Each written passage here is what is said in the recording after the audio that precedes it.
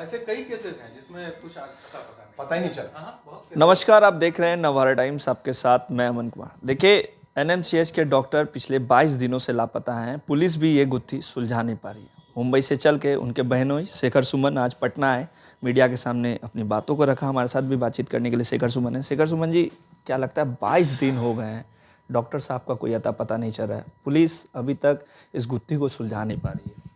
तो आप समझ सकते हैं कि पुलिस इस गुत्थी को नहीं सुलझा रही है तो हमारा दिमाग कितना उलझ गया इस बात पे सोच सोच के कि हर दिशा से, हर दृष्टिकोण से, हर एंगल से, हर तरीके से हमने इसको सोचा और परिवार के हर सदस्य से बात की, समझने की कोशिश की कि ये प्रोफेशनल है, वजह हो सकती है, पर्सनल रीजंस हो सकती है, एक्स्ट्रा मैरिटल हो सकता है, मैरिटल डिस्कॉर्ड हो सकता है, बच्चों के साथ डिसइल्यूजनमेंट हो सकती है, क्या वजह है, किसी के साथ दुश्मनी थी, इतना भी पैसा नहीं था कि कोई उनको रैंसम के लिए उठा ले, फिर वजह क्या थी, और कोई हिस्ट्री ऐसी नहीं रही कि मानसिक कोई तनाव रहा या मेंटल डिस्टर्बेंस के कोई शिकार रहे हो, ऐसा भी कुछ नहीं।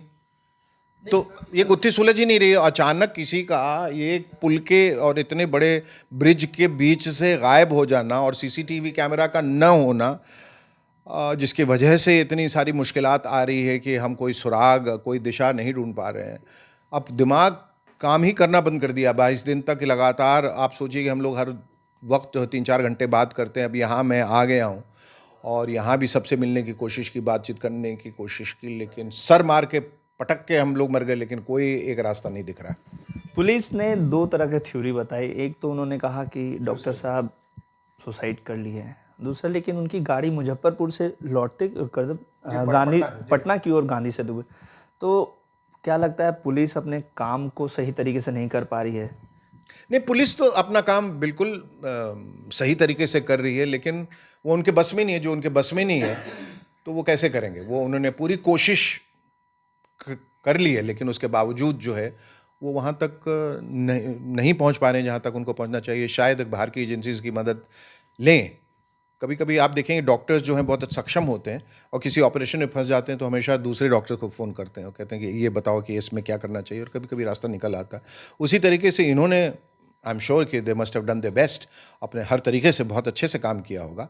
ऐसा नहीं है कि वो इनकॉम्पिटेंट है, उसमें मैं कोई प्रश्न चिन्ह नहीं लगा रहा हूँ, ना लगाना चाहूँगा। उन्होंने काम किया, लेकिन जो उनके इख्तियार में नहीं, जो वो कर नहीं पा रहे हैं बियॉन्ड अ पॉइंट कि अब इसके आगे हमसे नहीं हो रहा है या हमारी समझ में कुछ नहीं आ रहा, हो सकता है कि एक बाहरी, एक ऑब्जेक्टिवली उसको कोई देखे, समझने की कोशिश करे तो शायद कोई रास्ता निकल आए।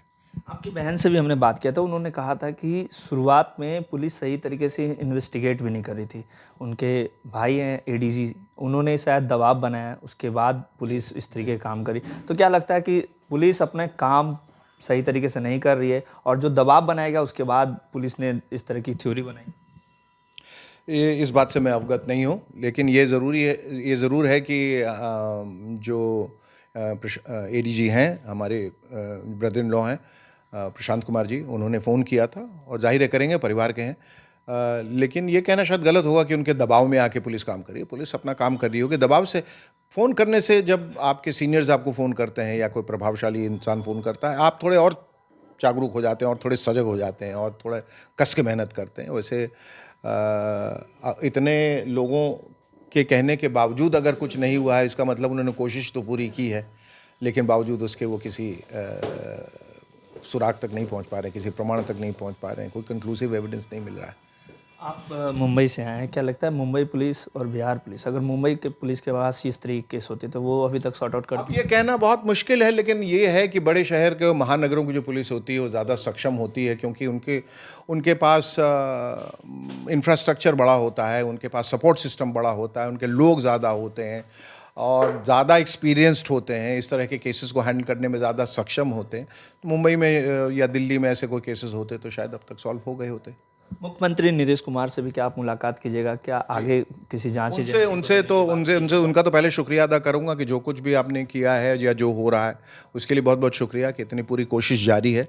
लेकिन बावजूद इसके ये कि कोई सुराग नहीं निकला है, कोई तथ्य, कोई प्रमाण चूंकि उभर के सामने नहीं आया, तो 1 हफ्ते के इंतज़ार के बाद मैं माननीय मुख्यमंत्री जी से निवेदन करूंगा कि अगर ये केस जो है सीबीआई को अगर सौंप दिया जाए या उनकी मदद लिया जाए तो हम लोग शुक्रगुजार होंगे। देखिए शेखर सुमन थे, मुंबई से चल के आए हैं, बहनोई हैं डॉक्टर संजय के। 22 दिनों से डॉक्टर संजय लापता हैं, परेशान हैं, इसीलिए आज मीडिया के सामने रखे और कहे हैं कि 22 दिन हो गए, एक हफ्ता और सही, लेकिन मुख्यमंत्री नीतीश कुमार के सामने हम अपनी बातों को रखेंगे, निवेदन करेंगे और कहेंगे कि अगर बिहार पुलिस इस पूरे गुत्थी को नहीं सुलझा पाती है तो CBI की जाँच होनी चाहिए। फिलहाल इस खबर में इतना ही। बने रहेगा नवभारत टाइम्स के लिए। पटना से अमन कुमार।